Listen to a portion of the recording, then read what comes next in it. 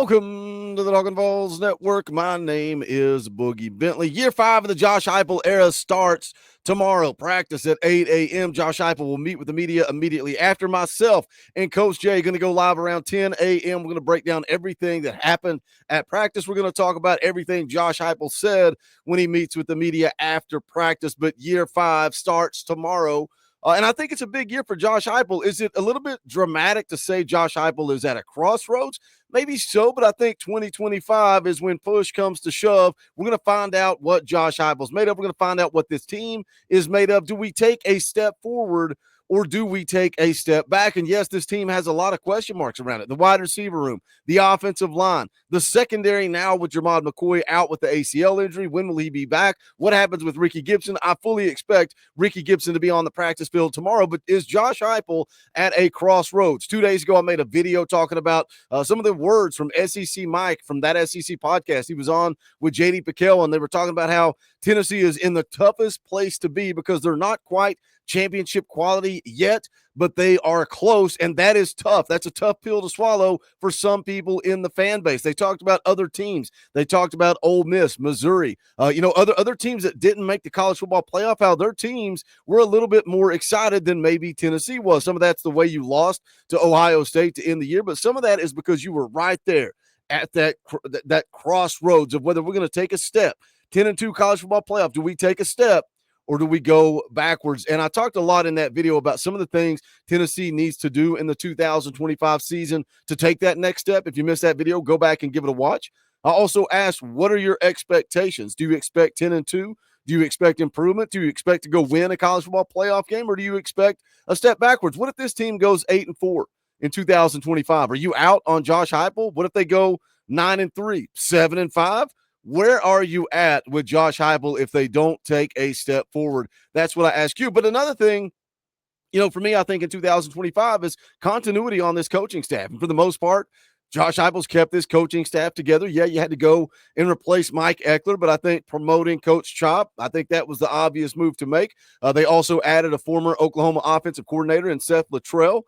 He's going to replace McKenzie Milton as an offensive analyst, played fullback at Oklahoma with Josh Heupel, but he was also a head coach. He was the head coach at North Texas from 2016 until through 2022. You also added John Bonamigo, a guy with 34 years of coaching experience at 6 different NFL teams. But again, guess what? Head coaching experience. He was the head coach at Central Michigan. What does that do when you add guys like that? What does it do when you add guys with experience, guys that know how to be the CEO, right? That's what Josh Heupel is the CEO of the program. It gives you an extra set of eyes. I think Josh Heupel is making smart moves to continue to build this program and continue to keep us moving in the right direction. But Josh Heupel has made another great move for this coaching staff in 2025. We're going to get into it. We're going to talk about it. But as always, I need y'all to do that YouTube stuff for me real quick. Just smash the thumbs up down here below the video. It's quick, it's free, it's easy, it helps the channel, and I would appreciate it. If it's your first time here, welcome to the Talkin VAWLS Network. We don't pretend to be experts here. We don't pretend to be insiders. What we pretend to be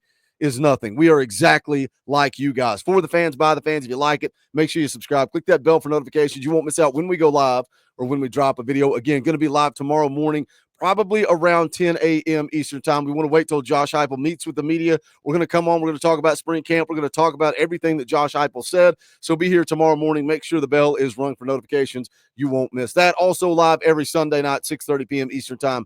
EA Sports College Football, but talking all things Tennessee football. But let's jump right into it. Let's take a look at this article. VolQuest.com, not behind a paywall, so I'm comfortable sharing this. Brent Hubbs put this out yesterday. Tennessee, Josh Heupel add another experienced analyst. You guys remember the run that Nick Saban went on. All the guys, all the veterans that he surrounded himself with at the analyst position, that was the way of college football. Josh Heupel doing that same thing, surrounding himself with guys that have experience, guys that have, NFL experience, head coaching experience. So Brent Hubbs says in the article, Josh Heupel adds another experienced analyst. Tennessee head coach Josh Heupel continues to add experience to his coaching staff through the analyst position. Heupel's latest hire is NFL veteran coach Allan Williams, a defensive coach, joined the program earlier this week.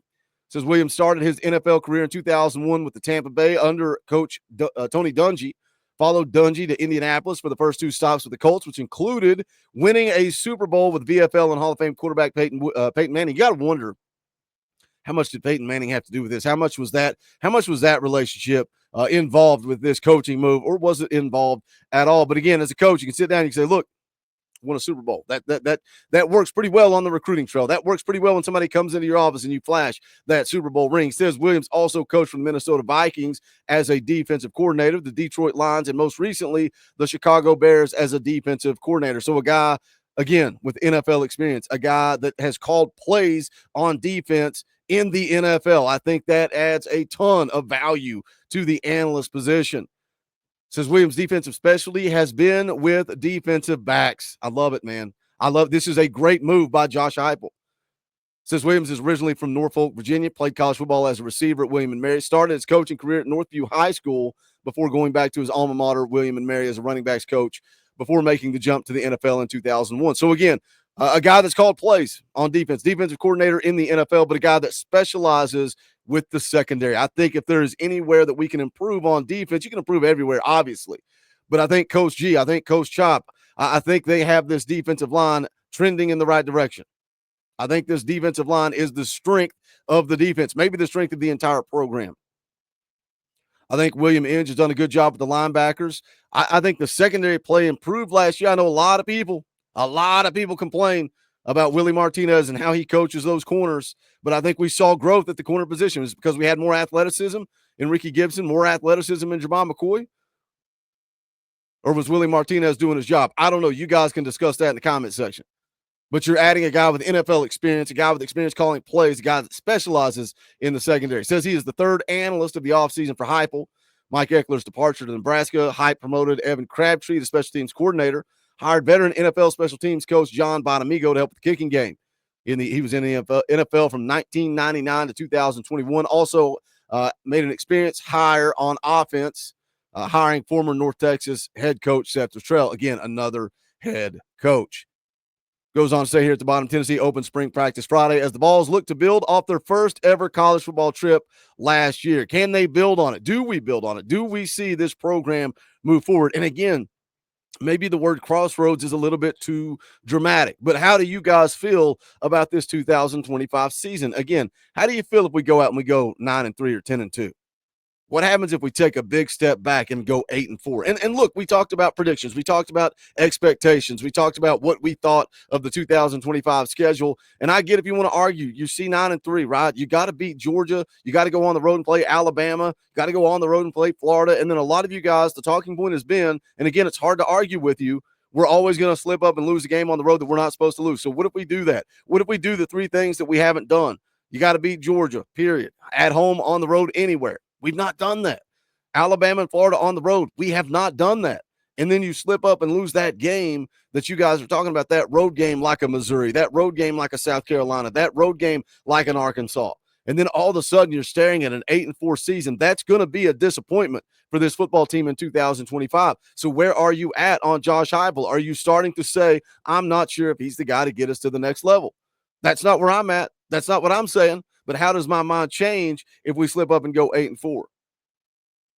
Again, I usually bring a pretty positive mindset to this thing. I think this coaching staff is I think they're moving things in the right direction. I think Josh Heupel is the guy. I think Nico is going to take a step in his second year starting in the SEC. I think the wide receiver room is similar to the secondary. A lot of those guys, were they asked to leave? I don't know, but Josh Heupel wasn't crying about it. Josh Heupel wasn't upset about it. I think he knows what he's got in Mike Matthews. I think he knows what he's got in Chris Brazzell and Braylon Staley. Those guys are going to have to stay healthy, though. We don't have a whole lot of depth on that side of the ball. So you're going to have to stay healthy, and it's the same thing for the offensive line. You're starting 4 new guys on the offensive line, but can those 4 guys be better than the ones that were starting before them? I don't know. The jury's out. That's what makes this thing so tough going into 2025 because we have a lot of question marks. Hopefully some of that starts to get answered throughout the course of the spring camp. But we're going to be talking about it tomorrow morning live around 10 a.m. Eastern time, so make sure you tune in for that. Jump in the comment section. Let's talk about it all. If you missed that video from a couple of days ago, go back and give it a watch. It's going to be right over here somewhere. Just be looking for that, you can click that button. Boom, you're going right to the video. Smash that thumbs up on the way out the door. You can check out the official merchandise of the Talkin VAWLS Network, bonfire.com/store/Talkin VAWLS. You can also support this channel by hitting the join button right down there below. It's right beside subscribe, or there's a link in the description. What that does is it's just supporting this channel. It's $1 a month. You get a power T beside your name in the chat and in the comment section, custom Talkin VAWLS emojis, access to fan call-in shows, but more importantly, you like what we do here and you want to support, keep the lights on. That's how you can do it. But that is going to do it for this one. This is the Talkin VAWLS Network. My name's Boogie Bentley. Go Big Orange.